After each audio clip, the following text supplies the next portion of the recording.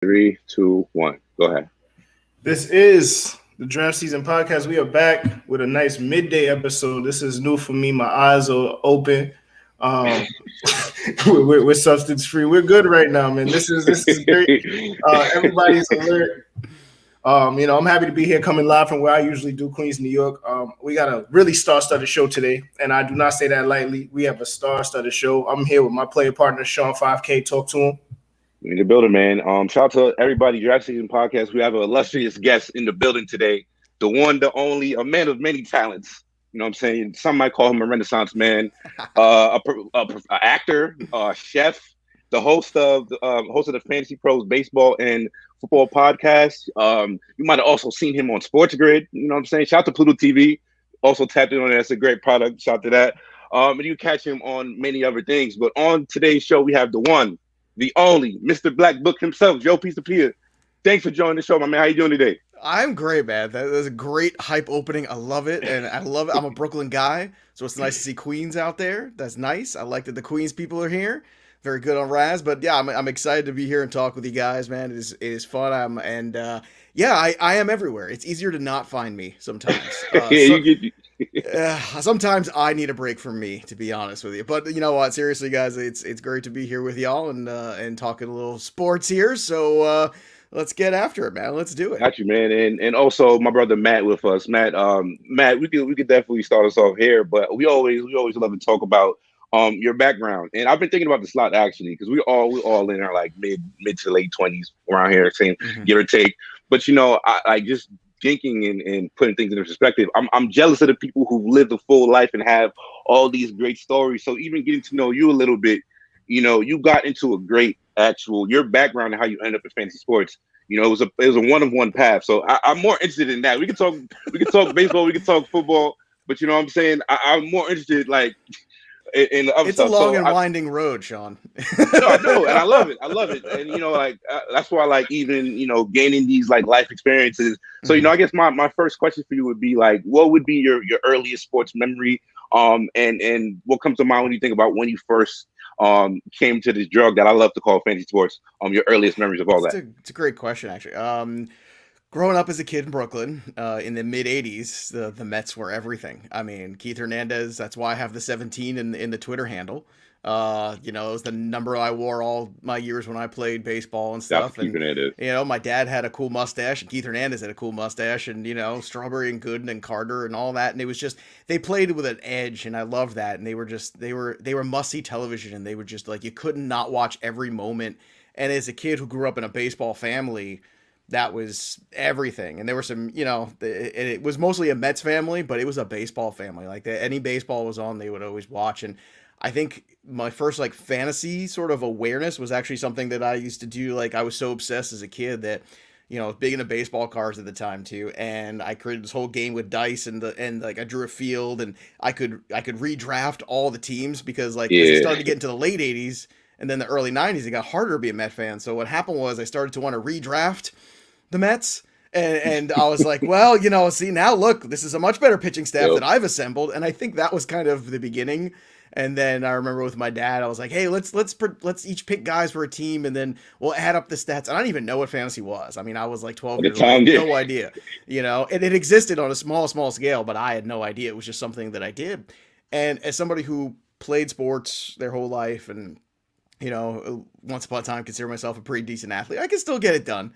A straight ball still hit very much. Curveball bats are afraid, but overall, man, I was just always into athletics. And then the other thing I always did was theater as a kid, and it was something that I love to do. I love films, and that was always really interesting. And then I had a choice. I had a path. I could either go to school for acting, where I was getting more money, or go to school play baseball. And I said, well, I'm 5'7", and I know I'm good, but I ain't that good, so I know I'm not going to play professionally. And then it's funny, I worked in that industry for a very long time, got to work with some amazing people, got to study in England, got to do some incredible work, and really work as an actor too. It wasn't I'm an actor, actually really do it. And then I worked for a very long time as a fight choreographer, because I got into that, and it was great because that was theater and athletics together. When you see all that stuff in the Game of Thrones and the John Wick movies and all that stuff to me was always incredible. And it, someone was giving me a sword when I was 17 years old, and I said, are you kidding me? When I got to college, I said, this is amazing. This is the greatest thing ever. And I just never looked back with that. And that's what I had done. And then later kind of came to the fantasy stuff, and it all kind of came full circle again, because like, this is a show, right? This is our entertainment. It just happens to be sports. And I'm a sports entertainment guy, as you know. So like, it's, fantasy is like our little interpretation. It's our little mini drama. It's our little entertainment that we construct on our own, whether it be daily fantasy or season long. And it's great because it's a community, and when it's at its best, it's a good community. And, it's not always the perfect community, but then again, what is? But, I'm very blessed, but it's been a lot of hard work, a lot of disappointments. And, for every great success you have 10 failures or 10 disappointments or 10 things where, you work for. I've been let go from more places than you guys have applied for jobs. Let me just tell you. So, Hey. Don't give up on it. Don't, if there's something you want to do, you just keep grinding and try to, learn from the people like I did. I was very blessed to work with great people.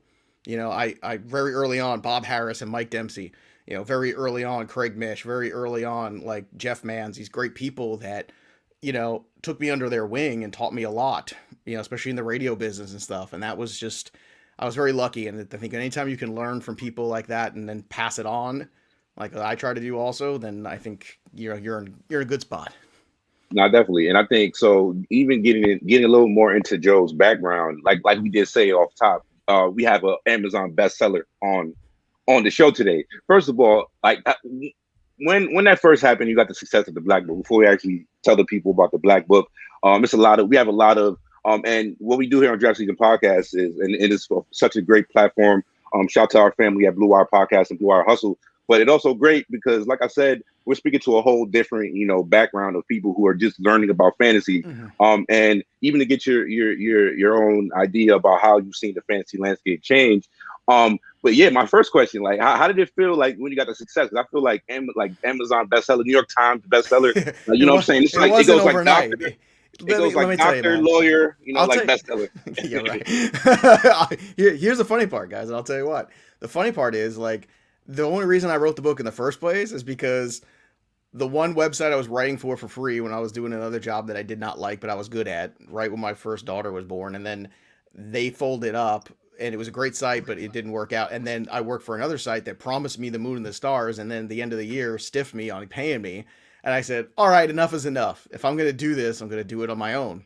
So that's where I wrote the first Black Book, and I wrote it when I was home on paternity leave with my daughter, and who's now 11. So that's how long this ago is. So, right. So she was just born. She was 4 months old. So I wrote that first book while I was commuting into the city to teach combat, which is when I started doing that and transitioning out of regular people work after kind of taking a break from acting. I was just kind of burnt out. And I wrote it on her naps and when I would travel back and forth to the city. And I put it out there. I was like, maybe it'll sell 50 copies. That'd be cool, But It was something that was different. This RPV thing was something that I did personally, and it's a very simple kind of thing where it's just relative position value, understanding how much better a player is than somebody else, because everybody does rankings, but what the hell does that mean, right? Like, that's just your opinion, but we need more than that. We need to quantify the rankings. Tiers are good. Tiers are even better. Let's quantify them. Where's the drop off? How much? And people liked it and had success with it right away. And at the time on Amazon, it was only direct to Kindle. There was nothing else out there like this. And right away, just kind of like, I think it sold like 1,000 copies. Like, wow, look at that. It's unbelievable. And people saying, are you going to do another one? I was like, I guess.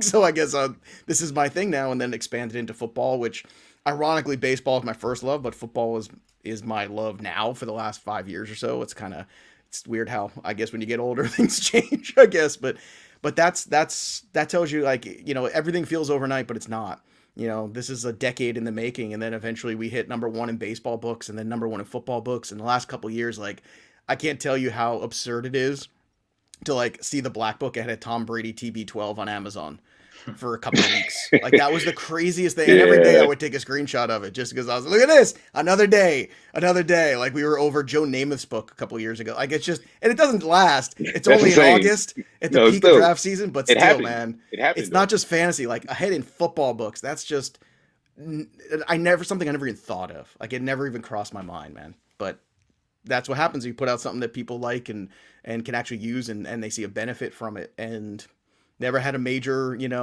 backer behind it. Was always just like an independent thing. And I was able to then grow it to employ other people to write for me and with me. And, and that is amazing. Like, to turn that into something where it was like I would do 500 player profiles by myself for baseball.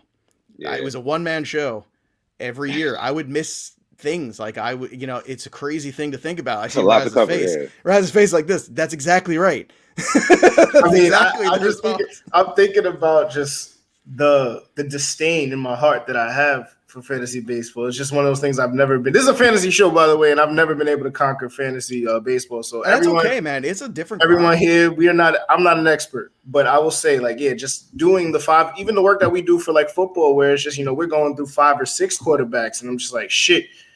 All right, I got to plan around my day job and then like life to try and get this done. 500 baseball players every season, and then going through them, and then the NFL one too, and then adding that in, and then that's when I was like, all right, if I'm gonna really do this, it's time to bring in some good people that I trust and friends of mine, and help me grow the brand and the product, and also improve it, because it's not good for one person to be doing all that stuff. You want some more contributors, you want other people to, you want to provide a platform, and also you want your work in the books to be good too. And how good can my stuff be if I'm doing everything all the time? Like that's, I'd rather work in, like an ensemble kind of a cast, so to speak. Same. That's how, that's how I feel that's too. Always the best. Yeah. That's how I feel too when we do the podcast. You know what I'm saying? Because we do a lot of this stuff off the love of it. Anybody who like any content creator is not doing it for like, the fame or like the money off at the top. Because like, like you said, you could do 500 player pool, and to somebody else, it sounds ridiculous, but you actually enjoy what you're doing. You know what I'm saying? Yeah. So it's work. So I think even getting into a little bit more specifics of the actual Black Book, specifically there, Raz is not a fantasy baseball fan. But I've spent more like the last like 10 to 15 years, dominating my home leagues, which is why it's a part of the reason why I wanted to help and share the insight and share the. What you making that face for, Matt? What you making that face for? I don't know about you dominating the leagues I've been in with you. Matt, I love it. Matt was that guy the whole time. You're not saying nothing, and all of a sudden he chimes in at the right moment. I'm not saying you're a bad fantasy baseball player. I'm just saying domination from my perspective. It's a little strong. That's all. Hold on. Who said we respect your cards in fantasy baseball, brother? Like, you know what I'm saying? You're the novice on that one. We're not taking that from you. I might take that from Joe. I might take that from Joe or others who have more success in that field. But from you, I'm not taking that from that one. But getting back into the Black Book, and like I said, for fantasy baseball specifically, it's my favorite for the puzzle. There's so many ways to build a great fantasy roster, and there's a bunch of actual ways. And shout out to friend of the podcast, Alex Fass, who we had last time we were talking Alex baseball. Hilarious. He's great guy, awesome guy. Shout out to the Pitcherless family. But yeah, and I told him I feel like the best compliment that you could give to anybody in the content world is it feels like when it feels like your content, you want to keep it to yourself because it's so good. You want to make sure your league mates don't get their hands on it. That's how I feel about the Black Book. So even getting into RPV for a bit, that's what made it hard, because like people loved it and they didn't want to tell anybody about it, and that ain't good for sales. Let me tell you, early on that was a struggle. I'm a habitual purchaser. I get it every year, man. I love when I see that and I get those screenshots all the time, and it's just like it's crazy. It's like these people with you every year, and that's why like every year I'm like, okay, how can I do it better? How can I bring more? Because if we just like rest on it, then what are we going to do? And it's the truth. And when I see people do that, love that screenshot, like all the books that they got in their Kindle or like, they'll lay out all the Black Books on the table and say, look, it's another year. And that just, I don't know, man, it's like chills, man. It's a crazy thing. It's very cool. It's really, really cool. No, for sure. So I think getting into RPV and so how do you think, so building roster advantages and building the best possible roster. I speak about this all the time when it comes to just let's say pitching in baseball. And I specifically, I've been playing fantasy baseball for long enough to know. I remember when I didn't have to take a starting pitcher till like the 8th, 9th round. It was so much pitching around there. It's way different now, but it's always I feel like sometimes people think if you just take a Cole or a DeGrom in the first round that your staff is complete. You know what I'm saying? But it's an accumulation about building as much strength. So for somebody who's not familiar with the Black Book, and we're talking like RPV, how do you think, or how would you suggest using the RPV to gain advantages over league mates? Using RPV like you mentioned. Right. And that's the whole point. It's like, everybody talks, like people talk very generally, I think, about strategies, and we try to talk hypersensitive about it. Like, and I think why Raz probably hates baseball is because season-long roto, I don't like. It's boring. I'll straight up and say it. Like, I don't know, I'll catch heat for it. I don't care. I'm old now. I can defend myself. It's a little two boring catchers for me. also sucks. Two catchers sucks. Like it's like if we're gonna evolve. See, I'm a super flex guy too in football. Oh baby, give me the super flex. That's what that belt is back there. Right, see, you're on the wrong side. You know, but like Jake Seeley had to give me that. It was so great to watch him just shamefully hand that to me. Anyway, the point is, it's like, you know, you're trying to, you know, evolve the sport, you know, and this old hat of how we used to do things is not good anymore. I run my home league that's got a bunch of industry people in it now over the years. Like Chris Meany's in my home league. Some of our buddies on Twitter, like G-Man J, actually ended up in my home league over the last couple of years. Marty Smith, John McKechnie from RotoWire. Like that's my home league now. It's like a bunch of fun guys who but we play in a head-to-head points league, but it's all play. So every week we play everybody. So at the end, you really are like, if you have the one good week and beat somebody, like it's great. But if you have like the second highest score, you're still rewarded for it because you're beating everybody else. So it's like a hybrid almost of like season long, but head to head points. And you feel like every week it's got to be competitive and set the lineup and make the moves. Whereas season long roto, it's like you can wait out things and wait out injuries and, you know, leave a dead spot because is it worth getting negative stats from a player that's going to drain your batting average and things like, and I hate that. Like to me, it's no good. I also don't like that a stolen base and a save is as much as a home run or as much as a win. Why is a save such a valuable thing nowadays? Also, it's I feel like completely devalued in baseball, right? And why are we valuing it still the same? In points leagues, I can make a win worth 10 points and a save worth 5. And all of a sudden, like there's balance to the universe again. So that's the first reason. That's probably why Raz doesn't like baseball as much, is because, you know, it's the general 5x5 roto format, I don't think is appealing to everybody. And more of a head-to-head style is better. And if you want to play head-to-head categories, that's fine. But I like points where everything counts and you can build the league that pitching matters. But I think with the Black Book, we try to do, to get to your actual question eventually, it's like we try to do is hyper-focus. Like, how do you approach the player pool this year in this format? And we do that for baseball. We do it for football. We did it for hockey. We're trying to do it for NBA. We're like trying to expand, hopefully, in these next year or so to, you know, the other sports, because it's not enough to know, you know, who the good players are. You have to understand what the pool looks like at each position. How much better is a player than another player? Where's the fantasy league average? Where's the negative? Because what fantasy sports is about me outproducing you from as many roster spots as I can. And every league's got different wrinkles and different things, and you have to start looking at it like that. And we start to see the board differently, then the chess game is very different. And I think that is what the Black Book tries to do. And then everybody's playing different leagues. Like you're probably in a super flex league and probably in a, you know, somebody's in an IDP league and all this. Like you got to have one book where you can cover everything. And I just feel like most coverage is just very generic. And we're the opposite. We're like hyper focused. So you can go to whatever section and whatever draft you got coming up that night, you got that. If you got a trade coming up, well, how do I evaluate this trade? This is how, you know, and it's something to take you through the whole season too, from start to finish, or even beginning, like preseason to finish. So I got a quick question on that. I mean, just what do you think is the toughest part of, you know, curating that book year to year? I mean, obviously the work that goes into it and the research and all that, but just, you know, like you're saying, like these other books and these other guides are just so general. You have to really get down and get granular into each different type of format. So what do you think, I guess, is the toughest part of that other than time? Yeah, it's actually a really good question. I think the first step is identifying people that see it like you and get it and that are fun to work with it. And you know that they're going to have the same passion for it that you are going to, so that when you pass off a section to somebody, that you know when that section comes back, it's going to be sterling, right? So that when I go through it and the editors go through it, it's going to be great content and it's going to be loaded. But I think, you know, every year there's like a different, you know, every year the pool changes. And every year the sport evolves. Like I feel like, and I wrote something in last year's football book where I was like, guys, and I think it came to fruition. I was like, guys, you know, the single quarterback league, you know, used to be able to wait on quarterback. I don't think you can anymore. There's a group of guys that are more athletic, that are running the football, scoring touchdowns on their own, rushing touchdowns, all these other things. It's a different game now. And if you don't have the elite quarterbacks in the single quarterback league, yeah, you can find somebody. Yeah, it's going to, you know, there's still the old guard around, the pocket passer guys. But I think there is a drop-off, and the rules protect them more. So they stay healthier, typically. It's odd that Dak had the injury he did. But if you look at the landscape of running backs in the first round and look at the landscape of elite quarterbacks, most of those elite quarterbacks played 16 games, right? the Barkley gone, CMC gone. I mean, Dalvin Cook misses time annually. As much as I love him, there's just my boy Derrick Henry. That's the only guy who just you just can't stop Derrick Henry. But other than that, man, it was that first round was tough. And it's not that you want to take a quarterback in the first round, but I think it's starting to identify like what's the pool look list this year? How's the game evolving? And then to Sean's point about like pitching, right? In baseball leagues, the hyper focus and the specialization that's come in where guys are pitching less innings, where everybody's hurt all the time and this 10-day IL and all this stuff. I mean, God, you used to be able to set guys in there and you have a bunch of guys who throw 200 innings.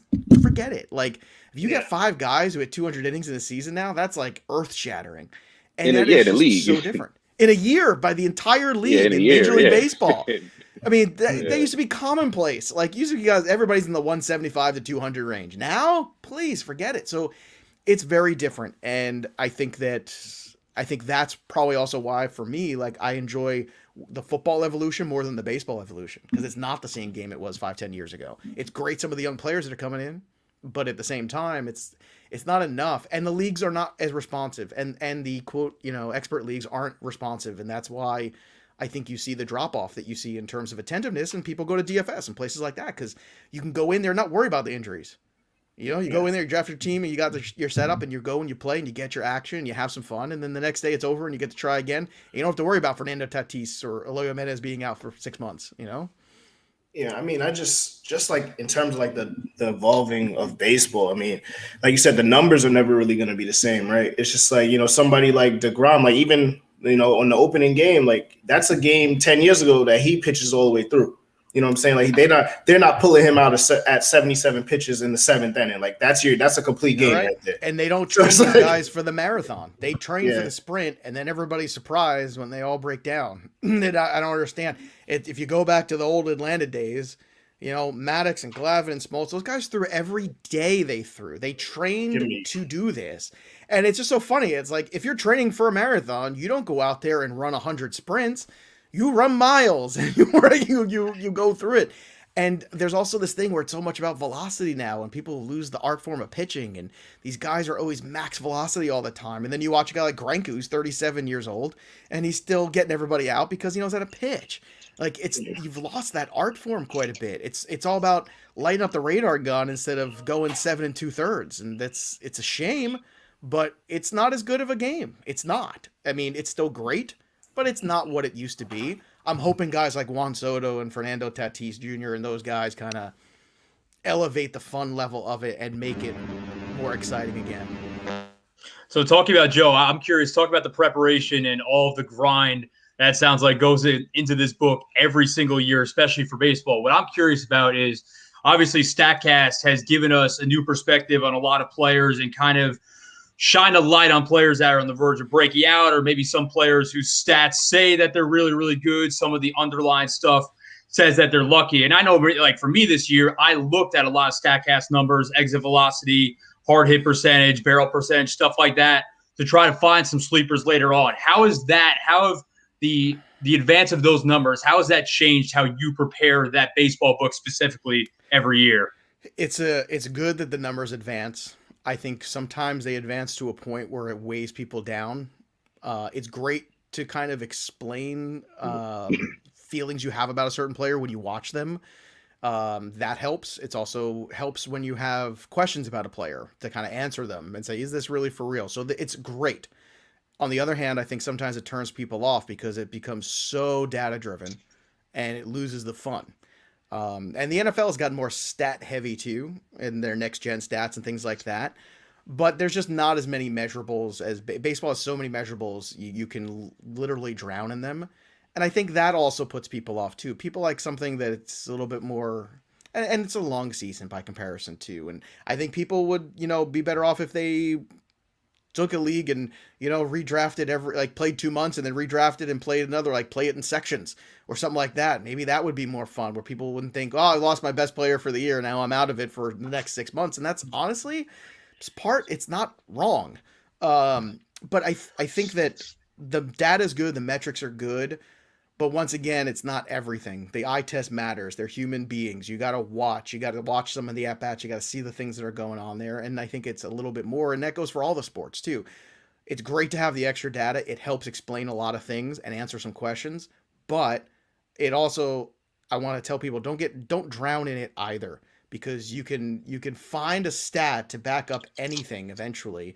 If you want it to be true, you could find a deep stat for a lot of things where like eventually, well, but this says this and this, what you want to believe. At the end of the day, results, right? At the end of the day, go back to what the results are on the field. And I also think that you're seeing, especially baseball, starting to skew a lot younger. These younger players are coming up. They're having more success. They've had um, better training, better competition at a younger age, and all of that is kind of coming to fruition on the major league level. That these guys come up at 21 years old and they're just ready to go and fly, and that's great for the game. And it's also something everybody has to react to in redraft too. Like in Dynasty, these were, and even in redraft, they went from going guys you just picked up on the waiver wire to maybe 6 years ago guys you had to draft and stash, and now you have to draft them because they're going to play. And I think that is the big kind of difference too in terms of preparation. I think that's a great point about like using or getting lost in numbers or over analyzing it, because I feel like, I'm not going to call anybody out, but I saw a thread about Wander Franco having like his exit velocity and his numbers in the minor leagues weren't looking great. And to me, I'm well, and I would love to get your thoughts on Wander, because this is we are pro good. Wander, we are pro, yeah, we are pro Wander. But yeah, like and I had this conversation yesterday with a friend, shout out to our guy Berg, and we were talking about Wander specifically, and I think about somebody like a Corey Seager. Corey Seager was one of my favorite shortstops for a while, and he didn't have the power, nor did he run originally. So people, because fantasy, you got to have the speed. He was down. He was discredited for not being a 5-tool player or not having the speed. So first of all, yeah, your thoughts on Wander, and like I said, it was a great point about overanalyzing the numbers. Your thought, with Wander, just ask his teammates. I saw Brandon Lau, and they asked him a question about Wander, and he went like this. That guy. Like, okay, that's when other players make reactions like that. Like, I don't care what your hard hit rate is. Like, like if it's not up to the certain level of whatever that is. He's such a young kid still, but he has all of the tools to be very successful. Now, you never know what happens with players, and I think every player is different. Byron Buxton was a player that I knew was a better athlete than a baseball player at the time he was drafted, and I knew it was going to take him a long time. And the problem with Buxton was he was hurt so much in the minor leagues that he missed all the normal developmental time, which is why you saw so many struggles, because they had to eventually show some sort of fruit for their labor with him and bring him up to the big leagues. And then he got hurt in the big leagues a ton, and you're seeing off to a great start now. Seager was a player that came out of the guns a-blazing, and then what happens is they figure you out, and some guys never recover from that. I remember Eric Hosmer, Jason Hayward, these were guys that came out and just blasted through. And then there was a big adjustment period for them, and they never really got to star level. And not everybody does. Wander, I think, has that ability, that potential to get to star level. He is that good, in my opinion. But, there's always that adjustment period, and I think people give up on young players too soon. Like, there's a perfect example, right? Corey Seager, people just give up. I think people gave up on Carlos Correa too early, too. It's like, God, the guy's 27 years old. Can we all just take a deep breath? I mean, this guy's got so much baseball ahead of him. He was a number 1 overall pick. And, yeah, not everybody becomes a Hall of Famer when you're number 1 overall pick. But, like I said, I think each one's individual is different, and I think each one of their developments are different. I think what you have to do is, with prospects now, you have to really be realistic about the team, the organization, how they have developed the talent. Look at a team like the White Sox. They've done such a good job of drafting and developing talent and then extending them and building confidence in them by giving them contracts right away. None of this Super 2 BS. You come up, if you're on this team, you're on this team. And you could see like how like these guys believe and the confidence that they bring these young players like Jimenez, you've seen Luis Robert, you see Andrew Vaughn. I mean, this is the way you should be doing it, and I think you're going to see more of that in the future. And this is the mold. It's the good young inexpensive team with a couple big time pitchers that you can then go out and afford to bring in. That's the way to go, which is funny because if you look at the better NFL teams, it's the same mold. It's the great young cheap quarterback where you can go and afford an offensive lineman to protect them and afford pieces around them. And it becomes very difficult to surround the big older, pricey quarterback with more pieces. That just because of the salary cap. The baseball doesn't have a cap, but they do have the luxury tax, and it's like default like that. Yeah, I would say the White Sox. I would say the White Sox, and I want to say the Mariners are two teams that like have my attention, just on my radar of just being young and fun. And I'm not gonna lie to you, baseball is really regional for me. It's very hard to break down and sit and watch all of those games. Like I'm just huge on the Mets, and I keep up with the NL East because I have to. But like the Mariners and the White Sox, like those teams are fun right now, and like those are teams I'm looking forward, to start building on in the next couple of years. Just because, like you said, they bring in that energy, and I feel like they're building it the right way instead of stringing these players out like arbitration. I still have no idea what hell arbitration is, but but stringing it along, for 3 or 4 years when you could just pay them and get it over it on the front end. Yeah, I think Padres got to be in that group too. I think Padres, yeah, for sure. Arbitration is very simple. It's just like you have this escalator, and then eventually, you either settle the escalator in the contract, or you go to court, and then the team says you aren't as good as you think you are, and the player says, "Oh, I was absolutely as good as I thought I was." And crazy process. Yeah, but that's what I'm saying. But it's insane. You're breaking it down. When you say it's very simple, these are your employers, man. I know, and then after somebody's gonna be hurt, like you and the players hurt, like you hurt their feelings, and then now go out there, Jimmy, and give it your all for us, and it's team first, right? But we just shaved $2 million off of what you could have made. Like that's it's why you're also going to head into in 2022 in the CBA in baseball. There's going to be another labor dispute. I guarantee it. You saw last year during COVID. People forget now, but that was a mess last year about trying to figure out how they were going to play and not play and what they were going to do and all this stuff, and the 70-game season or an 80-game season or a 21-game season. Like, oh my God, it was terrible. And the fact that they can't sit in a room and work it all out for the millions of dollars that it's staggering to me. And then there's the NFL, who, for better or worse, does theirs a year ahead of time and just locked up another X number year deal, right? A year ahead of the deadline, just to avoid the bad PR. Yeah, that's what you do. And you know what? NFL guys don't make enough, and there isn't enough guaranteed money for how much that league generates. And you know what? Yeah. Like, especially in the running back position, those guys are no longer protected. And meanwhile, they're out of the league in 3 years. And I just, but the NFL knows how to get things done. And that's the other thing. Like, from a PR machine, baseball needs to take a lesson from some of these other sports. No, for sure.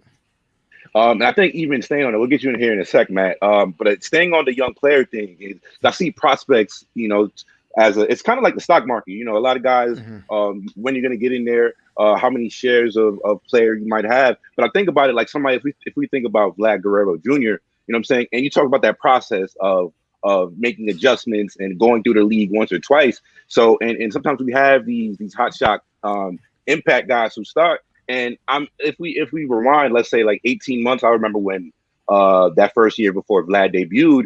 If you think about where he was going in drafts, he was being overdrafted, which is it's a huge part. It's a huge part of understanding. And what happens later is sometimes when the community is way too high on somebody, they never the correction in the actual market. They always end up being too low on guys after the mark. So it's always interesting. It's something you have to watch because there's always a time. There's always a buying opportunity. Everybody, and I always tell anybody who plays fantasy, don't go into drafts saying I want this guy, I want this guy. You kind of have to read the room and see how that comes to you. Matt, do you everybody have anything at a price? Everybody at the right price. But you're right. Vlad's a perfect example of that overcorrection after being overrated potentially. There's a million of them too. Yeah, there are. And like Victor Robles this year is the perfect example. I got all the shares of Victor Robles everywhere because he's 24 years old, and I'm just not going to give up on a guy. And all the buzz about him hitting the top of the order, like, yeah, he's going to see more fastballs. And this is the stuff the Stackcast is not going to get into, right? So Victor Robles, every measurable was crap last year, right? But if you put him at the top of the order where he's going to see a ton more fastballs hitting in front of Trey Turner and Juan Soto, he's going to be a very different kind of hitter, and he's going to build confidence, and he's going to score more runs, and he's going to get more at-bats every week, and. So when the overcorrection happens and everyone's no longer valuing that player as much, that's when you should attack them. So, it's very funny. It is all about getting the right player at the right price, and that's where RPV comes in too, because it shows you where that potential is, because it's not just projections, and that's the other thing too. Everybody in fantasy, it's all about projections, and I want to live in reality. How about what a player actually does or did or has done for a period. So like RPV, we have projections in it, but it takes projections, it takes 3-year averages, it takes the previous season, it puts them all together, and then it gives you what the outlook's going to be. And if for young players, you look at the minor league track record and you kind of get a gauge. And then when you have that value, then you can put it up against the other guys and then you see where it is. And you can see, you know what, this ADP doesn't make sense for this guy, or this one really does. There's an opportunity here. And that's another reason why it's such a useful tool. Yeah, for sure. I think one of my favorite stories from, I mean, it hasn't even been a week of games yet, but somebody who I've been super high on, and it's been amazing to see him, hit the ground running because he never even got a chance to fail. That's one of the things of prospect that really bothers me. My guy, and Matt, you know this, we've had conversations about him. My guy, Nate Lowe, he had, if we talk about minor league numbers and what he did, he always projected as a good hitter. And I was amazed that the Rays just said, "Nah, we're good on him." Specifically when he only got like 250 at bats at the major league level, behind G-Man Choi. So that's another one. I don't know if you had another question you want to get in there with, Matt.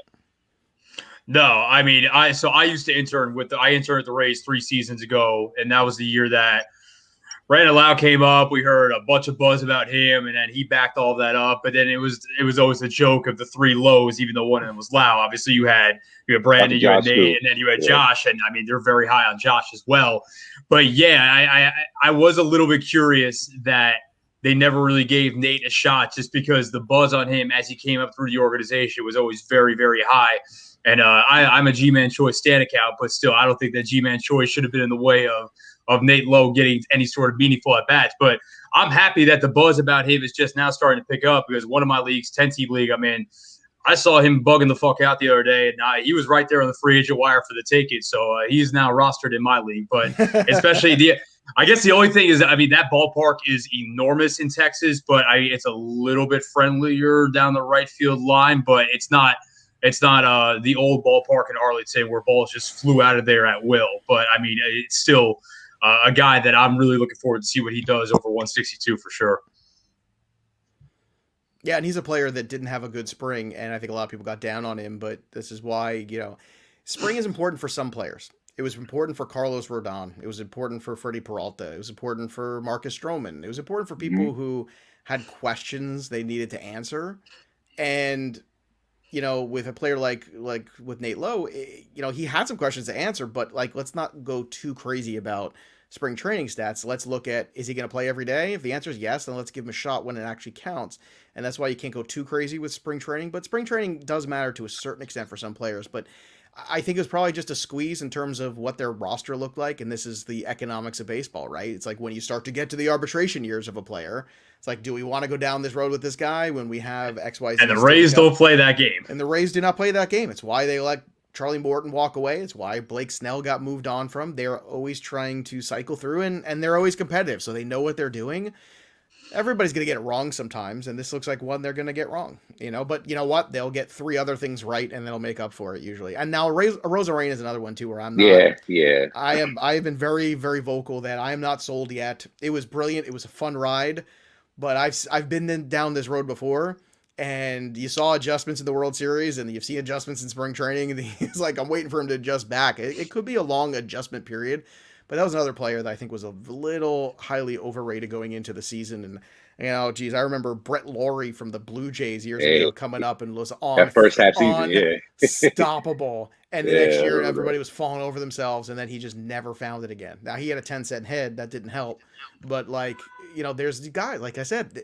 It's not Jeff Francoeur. When you talk about guys that don't make adjustments, Jeff Francoeur is always the first one that comes to mind. That's a good one too. And it's the thing. And then Jeff Francoeur became a good major league player.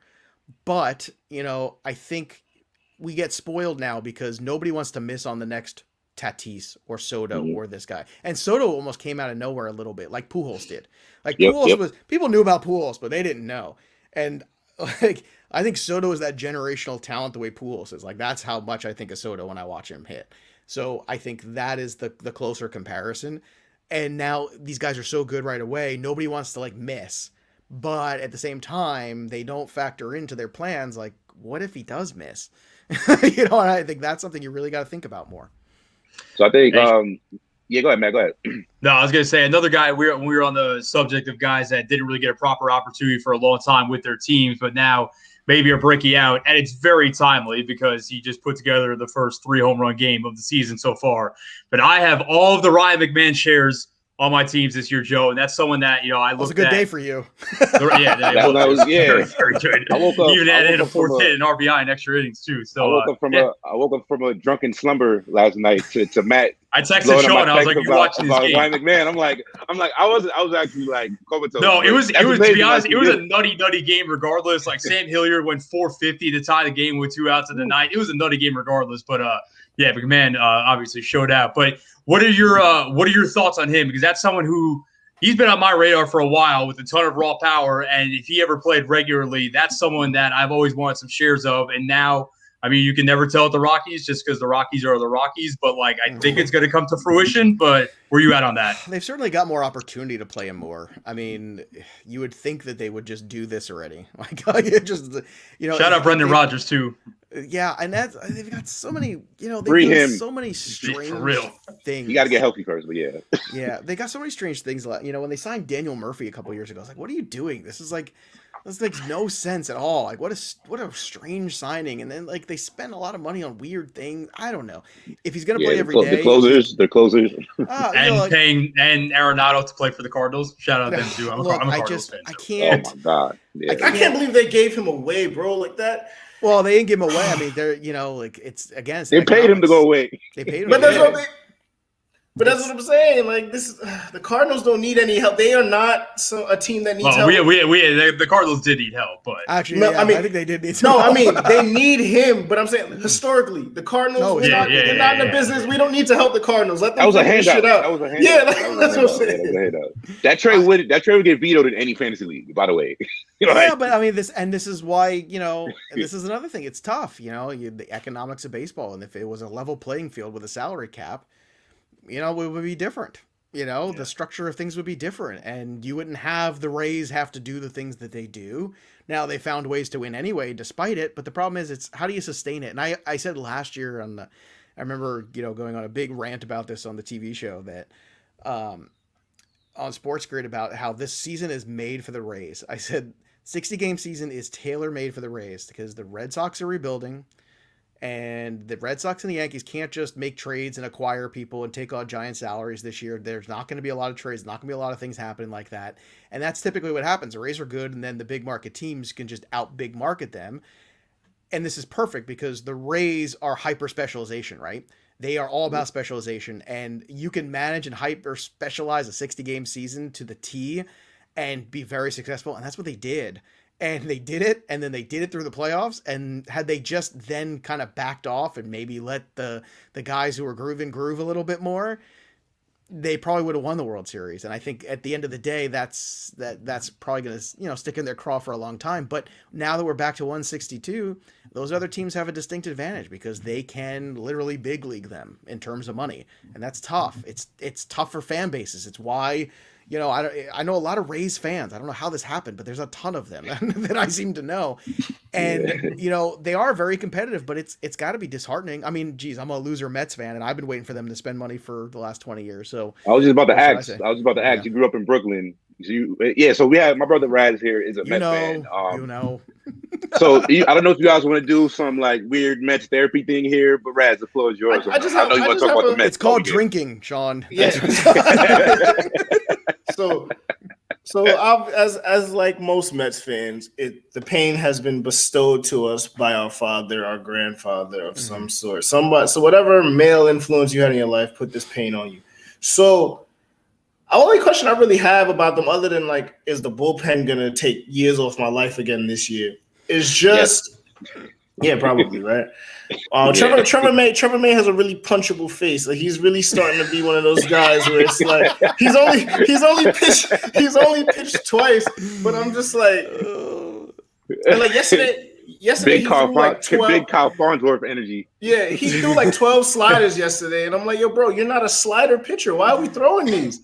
Next thing you know, 3 people are on base, and I'm like, yo, go to the fastball, bro. Like that's what you're here for. But whatever. So my one issue with the Mets right now is the conundrum because of no DH.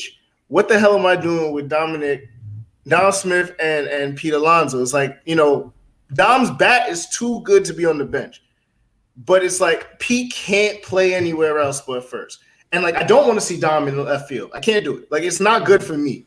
like as a person. So it's just I love Dom. It's not, nobody good needs for to me. see. It's not good for me as a that. human being. It's not good for my person. I don't need to see that. So it's just like, what do we do? Like, because Dom, his bat is like that. That's just one of those things where I need him in the lineup. Yeah, look, look, there will be a DH when baseball comes back in 2022. Now, I don't know when it's coming back in 2022, but it's coming back. There should have been a DH this year. The only reason they didn't do it is because literally the owners knew that that's one thing they know they're going to give up, and it's going to be fine. They're going to give it up, and they're going to pay another player, and all this stuff's going to happen, and the salaries will go up, and the players' union will be happy because the average annual salary for everybody will go up because of the DH, and you'll employ more players longer and all that stuff. So that's why. That's why. So just sit tight this year. Dominic Smith will be a wonderful DH for years to come. But that's exactly what they're doing, and they got stuck a little bit this year. And I think it was also terrible that Major League Baseball jerked everybody around and waiting to make decisions about it. I think they should have came out right away and been very stern about it and said one way or the other. But that's the only reason. Mark my words. Next year when you see that CBA and they agree to the new collective bargaining, they will have it, and it will be a DH. And it's time.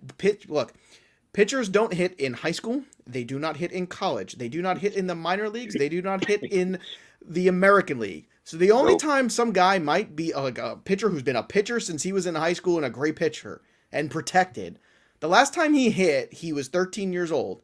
And now you're asking him to hit Jacob deGrom.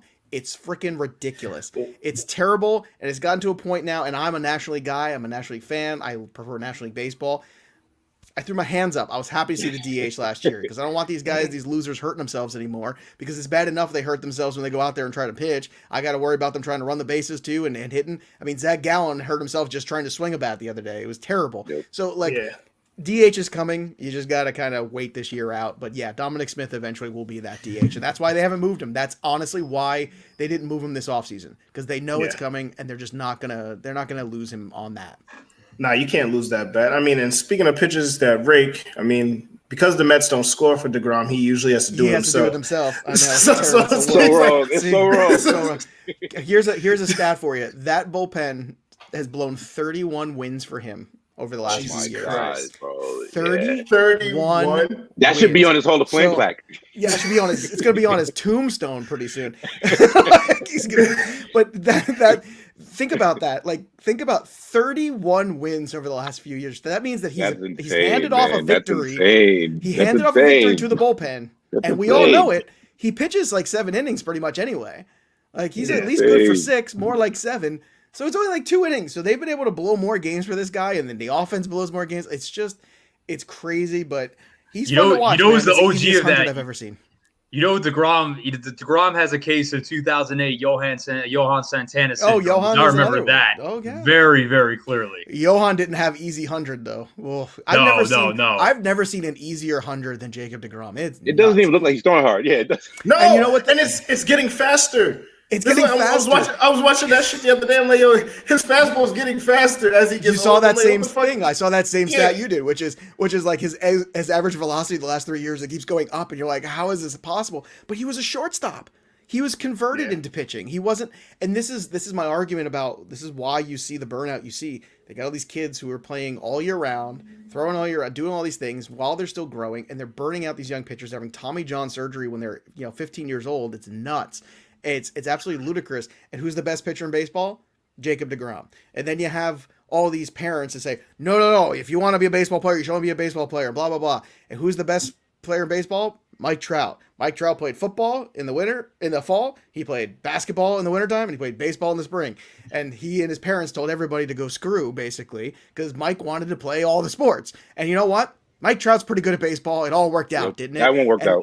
And I was somebody who played the different sports, the different seasons too. And I don't understand, like, this, again, what are we doing? Like, the specialization is killing them. It's killing them, but it's physically killing them. I had Tommy John's son on my show a couple years ago. It was a great interview. It was he wrote a book about this. It's like, he's a sports medicine doctor now for children, for young adults.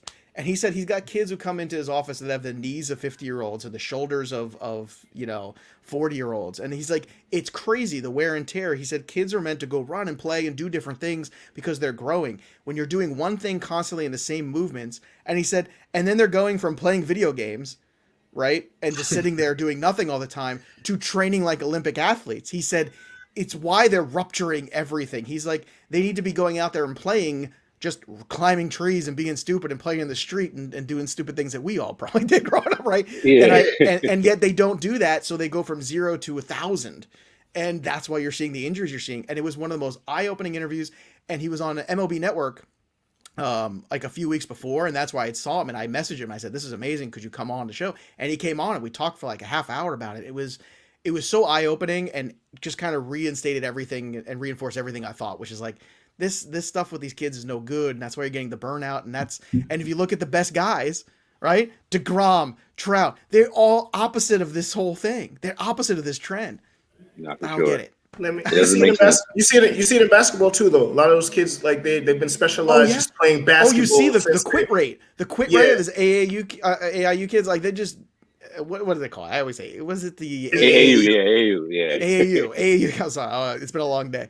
But the AAU kids, they all drop out. Like they're like, I'm done with this. I don't want to do this anymore. It's like because they literally burn themselves out. And then you got most of these kids who just come to basketball in high school or in college, and then they're the ones that end up going on. I mean, it's just crazy, man. It's even about like just looking like on a surface level, like on a day like today, when we were kids after school, you drive by a park and you would see everybody in the park doing whatever, even if they were just playing fucking handball. Like there was people in the park. Now everybody you and I have to explain that to other people what that even is. Handball, right? I taught my daughters how to play box ball, where we used to draw, like you'd play it on the sidewalks with the little blue ball. You'd play it, but we had to draw the boxes in the driveway, and I taught them how to play over quarantine. And they loved it. It was like, this is the greatest game. I was like, yeah, because you just make up stuff because you didn't have a lot of things, so you just had to make up it. I had to explain to them what asses up was too, and I was like, you're never gonna play this, but this is what we used to play. We used to drill each other in the playground. That's a violent game. In PS2 36, man, you had to man up, otherwise, let me tell you. But then that's what I'm saying. Like, but none of that's going on anymore. Yeah, like none of that. Can you imagine that nowadays? Can you imagine that well, you can't play dodgeball anymore. You can't play dodgeball anymore. They took that out of the gym. Think about like the insanity of like, okay, if you lost, you had to stand there with your hands on the wall, and somebody got to throw the ball as hard as they could. Like, could you imagine the phone calls that would happen now? That's why everybody's so soft now. I miss it so much. But yeah, Joe, like I said, you've been so generous with your time today, man. Thank you so much for hopping on. Shout out to everybody following us on the Periscope. So we got a couple last questions before we get you out of here, man. Sure, man. There's a couple things that we need to touch upon while we have your time here. All right, let's go. Can you please tell us a story about your time in England and the Chadwick Boseman? Rest in peace, Chadwick. Rest in peace, Black Panther. Can you please tell us this story with our fans and the listeners? I went to University of the Arts in Philadelphia, which is a conservatory acting school, great school, and there was an opportunity to audition to go to this other program, this summer program in Oxford, in England, called the British American Dramatic Academy. And I auditioned for it. I got in. A couple of my other friends from school got in. So it was like a contingent of us. And, they would go to different colleges and kind of, have a hold auditions at these higher end colleges. And one of the colleges they had them in was Howard. And so there's a big contingent from Howard too. And his girlfriend at the time was in my class there. And her and I were working together on a lot of stuff. And she was great. Wow. And that's how I got to meet him. And, we all hung out and would go drinking and stuff like that. I mean, it's a very different culture. It's amazing, man. There was a bar on campus at Oxford, and the teachers were there with you. It was a very different environment, but it was great. It was the greatest thing. And it was like heaven. You got to work with all these fantastic people and these fantastic teachers. And they would bring in all these amazing people to do classes with you and stuff. But I always knew him as Chad. It wasn't until years later, I saw the Jackie Robinson. I remember seeing the trailer. I was like, oh, Chad's playing Jackie Robinson. Chad? What? Chad. But yeah, he was a great guy, man. Very serious. It's funny. Very serious guy. Very serious. But if you could make him laugh, you were kind of in, but because he was so serious about the work, which is great. We all were. But you could tell it. You could tell it in his work. You could tell it, and you could tell how serious he took the peripheral stuff to the work too. And he did so many great things in such a short period of time. And this was kind of before email was really taking over. Like we didn't have school emails back then. This was in the '90s. Like you know what I'm saying? Like this is a long time ago. So there was no Facebook and Twitter and all that stuff. So had we all had that, I'm sure we would all stayed more in touch. Some of those people I do still I'm in touch with very much so, but. We had drifted, just different things like that. But, you come across these people in your life and stuff like that. And then it's such a surreal feeling to sit there with your kids and watch all the Marvel movies and and I was so proud of him. And it's funny because I remember seeing him in something and I go like, he doesn't look right. Like, and I thought maybe he was, sometimes you do stuff for roles and a lot of these guys put themselves physically through a lot of stuff, but something seemed off. And then obviously that kind of, came out of nowhere for a lot of people, but I've been very blessed. I worked with a lot of great people in that industry. I worked with a lot of great people in this industry, and I try to treat them all exactly the same when I can. And you can't always do that, but you try. You try your best, and I think because you just never know, when your paths cross, what kind of influence that has on somebody, and I think that's important. And I think, like I said, I was very lucky to, and I feel like that's part of the thing too. It's. I loved teaching. I taught for 10 years while I was doing this fantasy thing, like as the side hustle and being the stay-at-home dad and then a single parent father for the last 5-6 years. And, catering my entire work universe around their life schedules. And when you have little kids, it's hard. So there's a lot that goes into it. And I think that the best part is if you could figure out a way to find these other like-minded people and work with them. Like I have the greatest crew for Black Book. I love the people I work with, the Fantasy Pros, the sports group people have been so great to me. And I was let go twice from Sports Grid. Like the TV, like when it changed over from fantasy, they got rid of all the independent contractors, right? Okay. Like you do great work, but you got like, wow, okay, this came out of nowhere. That sucks. And then I remember him saying, when I have something for you, I will let you know and bring you back. And then they did. And then they let go a second time because they had nothing for me anymore. And I said, okay. And then they had me back. And then I was on 6 days a week for the last year. So, that is, it's wild, but I always left in good terms. I had applied for that Fantasy Pros position 2 years before, didn't get it. Always said, that's okay. It's not the right fit, whatever it is at the time. And then who'd have thought a year later I'd be where I am right now with them and their main host for everything, which is wild. I do the football, I do the baseball, I do the wagering stuff for them. I said, hey, you still need me to come on shows? I'm happy to come on. No hard feelings about anything. And I think it's how you kind of treat those circumstances where some people get hurt or offended and stuff like that. And that's natural to be disappointed. But it's more about kind of seeing the bigger picture. And I think it's hard sometimes for people it was hard for me when I was in my 20s to see like that. But as you get old, like me, you start to change your tune about all that. And like I said, I'm very blessed to have the people around me that I've had and to have the people who work with me on Black Book who make it such a fun thing. And they're just excited about it. And I'm excited about it. And it's such a great experience. And it's awesome. And then people, you guys asked me to come on shows and talk, and that's awesome. And it's cool to do. Yeah, man. No, and like I said, come for the Dress Season podcast. Come for the Fantasy Stay for Life Gems with Joe Pisapia. Now, my last question, and we'll get if Matt or Raz have any final questions after this. I was promised wrestling talk, I believe. Yeah, so. we're gonna get. I have a couple. I don't want to take up your time. We're gonna get to that too. But hold on, I'll stick around an extra 10 minutes for that talk. All right, that's on the rundown. We're gonna talk about before we get there. So we have a authentic Italian in the building today. So we had to talk about this. Raz perked up when he told her the rundown. Now if you've been following, I remember reading an article about it that said basically The Sopranos was one of the top, most watched shows in 2020. Now, I don't remember where I heard you say it, but you had a hot take on Sopranos. Now, a hot take. I grew up in the Gambino block in Brooklyn, so I know a little bit more about this than other people do. That's what I'm asking you. Yeah, I mean the Gambino block. I mean Carlo Gambino, the head of the crime family, lived there. Joe is his brother. Rick Ross raps about him all the time. Yeah, exactly. His daughter was our landlady in the 2-family house we grew up in. Okay, so Like I said, we were the only house in the backyard that had an underground concrete pool. Now we didn't use it; it was for them. But still, as a kid, you're looking out your window like, wow, how did they do that? Because they work in cement. That's how. But waste management. Yeah, but here's the thing: like some of those people are the greatest people you will ever meet in your entire life, and I mean that sincerely. There's a different side of them, and there's a business side of them that's very different.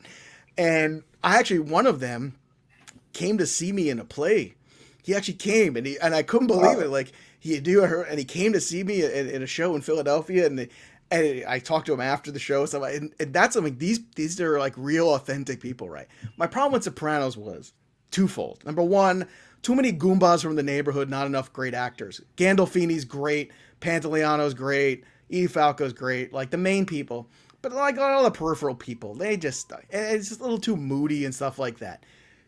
I think the more authentic, like Donnie Brasco, that is very authentic. Like you want to know how those guys were.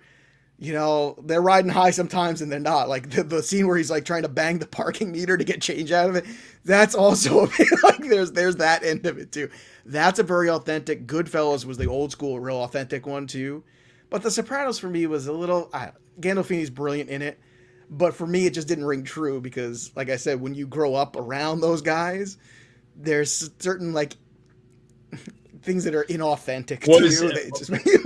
When you say too many Goombas, was Paulie Walnuts the first one that came to mind? Well, it's not even that. Like he fits the stereotype. Because his Wikipedia, if anyone's not read Paulie Walnut's Wikipedia read, it is a wild, wild ride. Well, that's what I mean. Like some of the that's the thing. It's like they bring in some of these guys so they try to get like a street cred kind of vibe to it. But like I want just great actors and stuff. You know, that's what people who don't understand what a great actor Joe Pesci is. You know, they pigeonhole him and stuff. But if you think about like Joe Pesci makes you care about these despicable, horrible characters. He brings such a charisma to these kind of movies, and he's so likable in My Cousin Vinny and things like that. He, even though he talks like a guy from the neighborhood, don't discount him as an actor. He's a very serious actor, and has been for a very long time. Has done a lot of other things that people haven't seen as much of because you don't remember him for like the big time movies. But that's the thing. It's like, when you start to cross over with too many of the other things, it's just like, I don't know. Sopranos. Did you like The Irishman?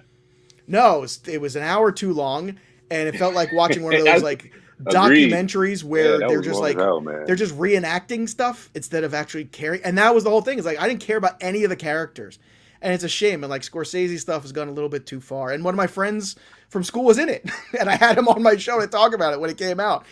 He was also in Green Book. Also, he played the gangster in Green Book. The guy speaking Italian. If you ever saw that movie where he's telling him, "I got a job for you." Yeah. That's a good friend of mine from acting school. So he was on Power too. He was one of the cops on Power for years. Who we talk about on Power? Yeah, it's a weird. Right, we play on Power. I'll tell you after the show who we play. I didn't watch Power. I love my friends dearly, but I only got so many hours. And but that's what I mean. My life is very. You don't need to. That's my life. My life is stop very before the last season. If you ever start that show, stop before the last. You don't even need to get that far. Yeah. He was. I think he had a horrible death. He was like, now I gotta Google. Now I gotta Google. I think where you can get out on Powers when 50 Cent comes out of the fire like Khaleesi, like everything burns down, and he like that was my last episode. Kaden was really a cyborg. Kaden was really a cyborg. Oh, he was Marshall Romano. That's who he was. Marshall Romano. Let's see. But yeah, Matt, Raz. I don't know if you guys have any final questions before we get to some wrestling talk real quick. Well, it's on here. It's on the rundown. I'm curious. I've got a preset top 4 ballparks in baseball. I'm curious what your top 3 to 5 are. Ballparks? Yeah. I have been to 15 of them. My cousin and I used to go and do stretches, so I haven't been to all of them. I've been to half. Fenway, definitely. Okay. Fenway, you're so close. It's like a pinball machine. I sat right by the pesky pole, and I felt like I needed a glove because you were so close to everything. It was amazing. It's so well lit, too, and it just feels like it feels like you're walking back in time. That's definitely what PNC in Pittsburgh is amazing. Yep, PNC's great. Ballpark. Yep. That would be up there as well. I hate the new Yankee Stadium. It's more like a museum than a baseball field. Don't like that. Didn't like the old Yankee Stadium either, especially when you had to go sit up high. You know, trying to walk down the stairs in the upper tank of old Yankee Stadium. Oh my God, and I don't have like vertigo or anything. Like I thought I was gonna die. Like I was like, this is terrible. Who thought this was a good idea? And everybody's hammered up here. Anyway, I've been to Wrigley and I sat in the bleachers. It was fun. So that was a good experience, I would say. I've been to all 5 of the California ballparks. Oakland is the worst place to watch baseball. Yes. The absolute, no doubt about it, worst place I've Ricky been to Henderson deserves a better field named after him than that piece of dump. That dump. It is a dump of extraordinary proportions and not meant for baseball at all. Well, I was gonna say San Francisco was. San Francisco was very nice too. I've been to every California park except for Angel Park, but San Francisco is very high up there for me. Yeah, San Francisco's. I've been to both Chicago's. I've been to Milwaukee. Milwaukee's a nice park too, but I was there on like 100-degree day. It was just way too hot. Have you been to Camden? Yes, Camden Yards is also great. That's the top 5. Camden Yards is amazing. Camden Yards and Fenway Park would be the top 3. And there's something special about Old Shea Stadium that I miss, and it just ain't the same in the new place for me. Yeah, it was such a dump. It was a dump, but it was a charming dump. It was a charming dump. You know, remember used to sit all the way at the top. Yeah. We used to sit all the way at the top, and it would get very loud, and those upper rafters would shake. And it's like those are off. And there's a lot of bad sight lines in Shea, but for the most part, it was a great stadium. The color coordination between the levels. Yeah, the blue and the loge and the thing. Like, God, I miss the loge. That's what I miss. And if you sat high enough, I like to be a little higher. I want to be just a little above. I like the loge. Loge was perfect. I do love City. City is one of my favorite ballparks too. But I do get what you're saying about Shea. It's not the same though. Like I love the Jackie Robinson stuff, but like I remember walking in there the first time, I was like, "This is the Mets ballpark. Like, what are we doing here?" Like, it was like there's like all this Dodger stuff everywhere, and it looks like Ebbets Field. I'm like, no. And I know it's getting better, and Steve Cohen's a lunatic, and hopefully it'll get better. I love that guy. He's nuts. He's like if they gave me a lot of money and said I could buy a baseball team. That's what Raz, you got a top five Twitter question. I mean, I got one question. We'll keep it local. You know, I mean, who do you have? I mean, you got to be unbiased here, which is tough. But what's your better outlook for the year, Yankees or Mets? In terms of hold on, no, Raz, because hold on, stop. You got to stop this. It's not a rivalry. It's not a rivalry. I never said anything about a rivalry. I didn't even bring up. But first of all, fuck you guys. I'm not saying this is a rivalry. I know you've been heavy on the spicy Yankees talk, and I'm just like, bro, worry about your own bullpen. Worry about your own pen right now. Are you a Yankee fan? Wait, Sean, are you a Yankee fan? Yeah, he's a Yankee fan. Yes, okay, Yankee fan, that was gonna say. It sounds like you're a Yankee fan by the way you're coming. But he's been building this take for a minute. There's no spicy. They have fucking who's playing first base again? I'm like, that's unfortunate. That's literally all I said. Jay Bruce, it's one of our old guys. I said that's unfortunate. He said that's spicy take. I'm like, you was talking about but you brought up you was like, oh, Kluber's hitting like 89. Like I'm like, bro. Season hasn't even started yet. What are we doing? We doing this already? Look, Raz, I hate to break it to you. The Yankees are going to win more games probably than the Mets. No, I believe that's also because the divisions. You could not. I mean, the Red Sox are rebuilding. The Orioles are dreadful, and the National League East is probably the best division in baseball. It's the most competitive, and the Marlins are the bottom, but they have got, when healthy, 5 amazing starting pitchers, or not amazing, but very good, at least somewhere on that scale. The first 3 guys were fantastic. So that's so I do think we can end here, and I love talking wrestling because wrestling is always it's a super, like, everybody has like family experiences with wrestling somehow. Everybody has an uncle or a grandfather that just he had that wrestling on Mondays and Thursdays when SmackDown was on. I know they changed the date of SmackDown over the shop, whatever. SmackDown's on Fridays. Fridays now. Yeah, it's on Fridays now. So, who would be in your favorite era of wrestling, or dead or alive? Honestly, who would be in your top 5 favorite wrestlers all time? Well, favorite okay. Well, favorite is easy. Yeah, favorite. Favorite. That's easier than trying to do that. Like, who's the Mount Rushmore all time? Thing, yeah, that's because it's so many different eras and so many different things. But yeah, I still do a wrestling podcast just for the love of it every week with Nate Bush. We just did our WrestleMania preview because in this ring is like that labor of love. Like I can't give it up because I just love it. And it's so weird. Like talk about surreal, right? I told my buddy who's on Power, like every Sunday for football season, I did a football show with Matt Stryker and Eric Young. Like, it's like, what is my life? It's so bizarre. Cut the check, WWE. I know, right? And then there's like EY's like messaging, EY's texting me like football stuff.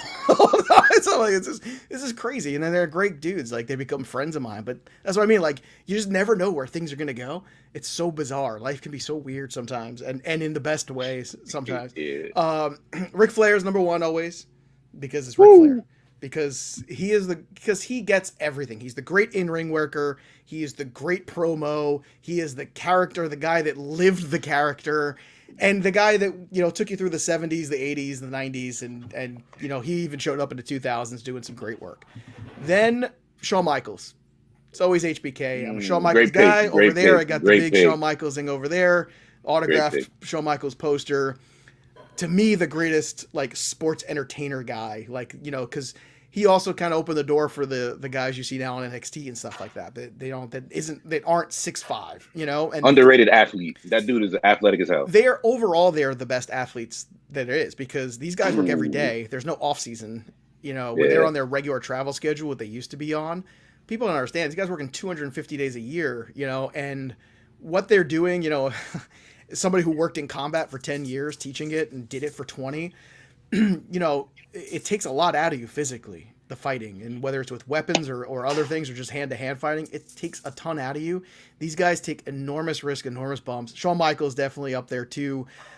Stone Cold's got to be up there at 3. He's just, again, talk about a self-made guy, right? A guy whose career was left for dead, and he became the hottest thing ever and one of the all-time greats. Like that's the top 3 right there. It's that's like the pinnacle of the 3.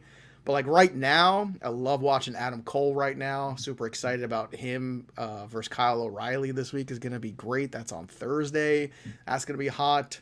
Love watching Cesaro work. I love those guys who are the great technicians. But like then you get like the Adam Coles and stuff like that who they're that total package. And he is one of the litter of guys. Like you go back and watch Adam Cole and Johnny Gargano or any of those matches like that, or Adam Cole and Ricochet. Yep. They're so good. Like what they're doing is just stunning, and they're going for like 35, 40 minutes sometimes. It's incredible. But those are like those 3 are like the great 3, I think. You're like that's the upper echelon. And then of course you always have your personal favorites. I love The Rock. I love The Rock when The Rock was a bad guy. I remember saying to my friend, I was like, this guy's hilarious. He's going to be huge. He's like, that guy's a jerk. Nobody likes him. I was like, yeah, but nobody likes him, and he's calling himself the people's champion. This is the funniest thing I've ever seen. Who'd have thought he'd become the biggest guy ever? Like, who'd have thought? No. Fun fact. This is about Brock Lesnar. I remember he beat Jeff Hardy so bad one time. I was like visibly shaking, like sitting there watching it. I thought Jeff Hardy died. Like like I forgot about what exactly happened. I was never a big Brock guy. Like I respect him as an athlete, but Kurt Angle is another one too who gets very. Kurt Angle's great. Yeah, he does not get enough credit how good he was. Always been a big Jericho guy. I love Jericho when he was in WCW. I used to watch it begrudgingly because I used to repeat. Like on Monday Night Wars, people realize they used to repeat it. Like when it was over, it would just be on a loop. So you'd watch Raw and then you could just go watch Nitro. And I used to watch Jericho be like, man, this guy's so great. Why don't they use him? And I remember him doing the 1,000 holds, right? The list, right? When he's like all the holds that he knows more than Dean Malenko. It's one of the funniest things I've ever seen any wrestler do. It was awesome. So always a big Jericho guy too, historically. Nah, for sure. And like I said, this was an amazing episode, Joe. Thank you so much. You can't get the Fantasy Black Book anywhere books are sold, Amazon, wherever you get that. You can follow Joe on Twitter at Joe Pisapia 17. Joe, and like I said, great episode. If you have any final thoughts to leave the room with, for sure. Listen, like I said, appreciate you for blessing the Draft Season podcast, man. Hey, I'm excited. Thank you for rescheduling with me from last week. I think you guys are a lot of fun, and I don't say that lightly. Thank you, man. Thank you. So it was a great time. I appreciate the ask, and I appreciate the loyalty to the brand too. That means a lot. Thank you, man. To me. No, for sure. For sure. Definitely go check out that Black Book, man. For my children. I just want you to know, a lot of Legos have been built and bought because of the Black Book. So thank you for having me on today. I appreciate it. No problem, man. Matt, Raz, final thoughts, man. Get us out of here. Take us out of here, Raz. Man, this is a great show. Maybe a little bit late to buy the Black Book this year, but you have a customer next year, Joe. Football June 1st, baby. We're you know what? June 1st is my birthday, so you know what? I'll treat you. Gotta get you back on football, Joe. Happy birthday. We gotta get you back on Hey, Matt, football. We didn't Matt, get your talking birthday's June football. 1st? You know what I'm saying? Yes, sir. Damn, Why? I'm June 3rd. Nice to meet you. Hey, what a week. What a great Wow. week. Now you know what to get each other. The black Yeah, give me the black belt. Hey, Give me the black belt. Raz, get me football. I'll get you baseball, and you'll get back in the game next year. No fucking that shot. sounds good. But yeah, but We gonna get you. We Give me gonna that get Raz football and one. some I'll best get on balls and some DFS. But yeah, man. Nah, Draft Season Podcast. We out of here.